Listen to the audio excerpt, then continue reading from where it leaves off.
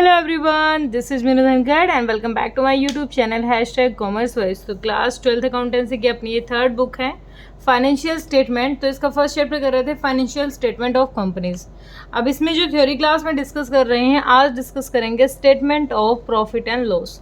अब यहाँ पर हम profit and loss account use नहीं करेंगे, यहाँ बोलेंगे statement of profit and loss. अब देखो, हम जो रूल रेगुलेशन फॉलो कर रहे हैं वो कंपनीज एक्ट 2013 के कर रहे हैं, ठीक है। इसमें जो शेड्यूल 3 है उसका जो पार्ट 2 है उसके अंडर आता है हमारा statement of profit and loss. और पार्ट 1 के अंदर क्या आ रही थी, अपनी बैलेंस शीट आ रही थी। तो हमने देखा था बैलेंस शीट में भी कि बैलेंस शीट भी अपनी चेंज होके आई थी, जो किस फॉर्मेट थी, वो वर्टिकल फॉर्मेट में थी। किस फॉर्मेट में थी? वर्टिकल थी। अब जो ये पीएनएल है ये भी कैसा है? वर्टिकल फॉर्मेट में। अब यहाँ पर डेबिट क्रेडिट साइड नहीं है अपनी कि दो साइड होंगी वहाँ पर और हमें लिखना है। अब ये हमारा वर्टिकल शेप है, ना कि हॉरिजॉन्टल। अब इसमें करना क्या है हमें, देखो, सबसे पहले तो कंपनी का नाम लिखना है, फिर वो कौन सा साल है, किस साल के बना रहे हैं पीएनएल वो लिखना है। उसके बाद जो कंपनी है वो क्या फॉलो कर रही है, उनकी वैल्यू करोड़ में है, लाख में है, जो भी है वो यहाँ मेंशन करेंगे।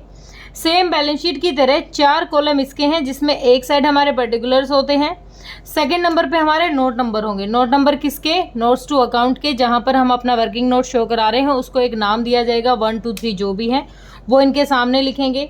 उसके बाद है figures for the current reporting period. इस साल की करंट ईयर की जो फिगर्स आई हैं, जो अमाउंट हमारा रिसीव हुआ है वो लिखेंगे।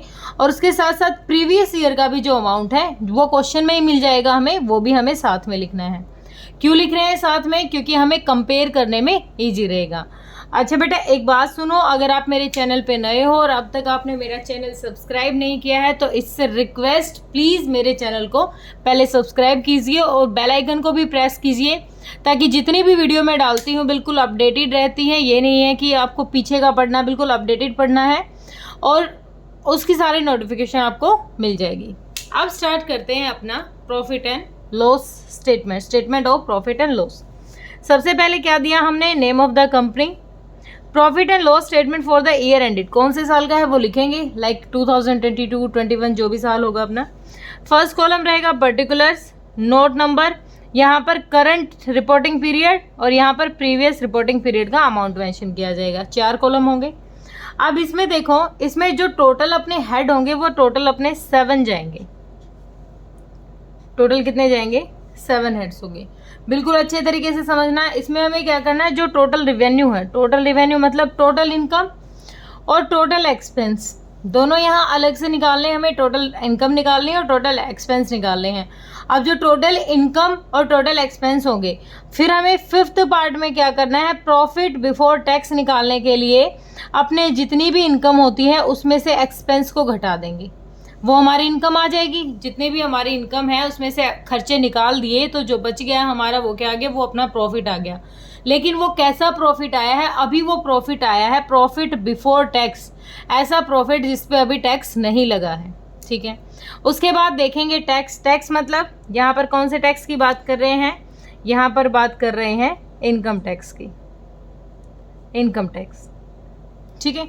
हमारा आ गया यहाँ टैक्स। अब टैक्स यहाँ पर क्या था? प्रॉफिट बिफोर टैक्स था, एक ऐसा प्रॉफिट था जो बिना टैक्स लगे मिला हुआ था। फिर टैक्स घटा देंगे हम अपने 7th पार्ट में, प्रॉफिट आफ्टर टैक्स। तो यहाँ पर जो अमाउंट आएगा वो हमारा बिल्कुल एग्जैक्ट, बिल्कुल नेट प्रॉफिट हमें रिसीव हो जाएगा, क्योंकि यहाँ पर हमने क्या कर दिया, टैक्स को भी लेस कर दिया है। अब जो सबसे पहला अपना हेड है वो है revenue from operations. Revenue from operations क्या होती हैं बताइए? रिवेन्यू फ्रॉम ऑपरेशन ऐसी इनकम जो सेल से हुई हो, सेल से हुई तो होती है। रिवेन्यू फ्रॉम ऑपरेशन को क्या मानते हो आप? सेल्स, जो हमारी टोटल सेल्स थी उनसे जो इनकम हुई है हमारी, ठीक है। उसके बाद है अदर इनकम। अदर इनकम कौन कौन सी हो गई? अदर इनकम कौन कौन सी होगी भाई? नॉन ऑपरेटिंग इनकम, ऐसी इनकम जो नॉन ऑपरेटिंग इनकम है। एक तो जो रेगुलर नेचर में थी सेल्स में, रिवेन्यू फ्रॉम ऑपरेशन, सेल्स से जो पैसा आया। एक जो अदर इनकम से पैसा आया। अब इसके बारे में भी आगे पढ़ेंगे, नीचे जैसे हमें ये गिवन भी है, ठीक है। तो RFO यानी टोटल सेल्स से जो इनकम हुई और जो अदर इनकम, दोनों टोटल करेंगे थर्ड पार्ट में, दोनों यहाँ पर टोटल हो जाएंगी। अब यहाँ पर हमें अलग से शो कराना पड़ेगा नोट्स टू अकाउंट में सारी चीज़ें। जैसे आरएफओ से अमाउंट आया, लाइक सेल्स हुई, सेल्स का जो रिटर्न आ गया वो हम घटा देते हैं, लेस कर देते हैं, क्योंकि जो सेल्स की थी हमने, जो सामान बेच दिया था और जो सामान वापस आ गया हमारा, वो लेस कर देते हैं उस अमाउंट को। तो वो जितना भी होगा वो वर्किंग नोट में as a notes to account में शो कराएंगे और उसका नंबर यहाँ डाल देंगे। अब यहाँ सेल्स से जो अमाउंट आया, अदर इनकम से जो अमाउंट हुआ, जो इनकम हुई है, हमने थर्ड पॉइंट में क्या किया, टोटल रिवेन्यू मतलब टोटल इनकम देखी अपनी कि आरएफओ से और अदर इनकम से हमारी टोटल कितनी इनकम रिसीव हुई है, यहाँ हमने लिख ली। अब आगे दे रखे हैं हमारे एक्सपेंसेस। एक्सपेंसेस कौन से, अपने जो खर्चे होते हैं। सबसे पहले कॉस्ट ऑफ मटेरियल कंज्यूम्ड, मतलब कॉस्ट ऑफ गुड सोल्ड, ठीक है। कॉस्ट ऑफ मटेरियल कंज्यूम का मतलब है cost of good sold. Purchases of stock in trade, purchases of stock in trade, change in inventory of finished good, work in progress and stock in trade. मतलब जो change आया, जैसे हमने raw material खरीदा, उसको क्या किया, वर्क इन प्रोग्रेस में गया, वो फिनिश्ड गुड में कन्वर्ट हुआ, तो बीच में जितने भी एक्सपेंसेस हुए हैं वो यहाँ पर करेंगे हम यहाँ पर। आगे एम्प्लॉयज़ बेनिफिट एक्सपेंसेस, जो एम्प्लॉयज़ के फ़ायदे के लिए होते हैं। एम्प्लॉयज़ के फ़ायदे के लिए एक्सपेंस कौन से होंगे, उनको सैलरी देना, उनको कमीशन देना, वो क्या होती है, वेजेस देना, वो एम्प्लॉयज़ बेनिफिट एक्सपेंसेस होते हैं, वो भी पहले ही इसमें टोटल करके लिख देंगे।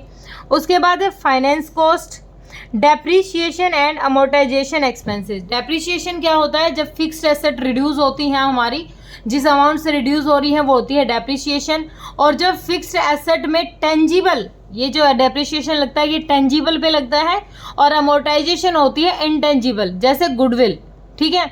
जब गुडविल का अमाउंट कम होता है तो अब वो हो रही है अमोर्टाइज। और जब फिक्स्ड एसेट में टेंजिबल होती हैं, दोनों ही फिक्स्ड एसेट हमारी, टेंजिबल जिनको छू सकते हैं, देख सकते हैं, ऐसी एसेट्स पे लगता है डेप्रीशिएशन, और जिनको नहीं देख सकते ना छू सकते हैं, लाइक गुडविल, पेटेंट्स, उन पे जब वैल्यू कम होती है तो वो होता है अमोर्टाइजेशन।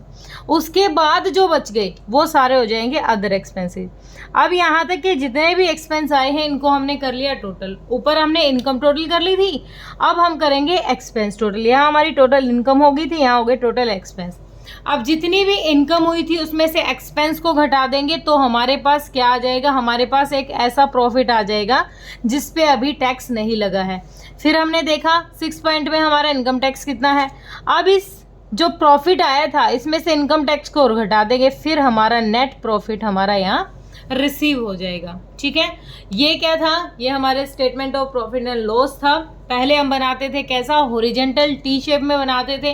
अब हम कैसा बनाते हैं, वर्टिकल बनाते हैं कंपनीज का, ठीक है। जो फर्म का होता है वो कैसा होता है, फर्म का होगा हमारा, कैसा होता है फर्म का, बताइए।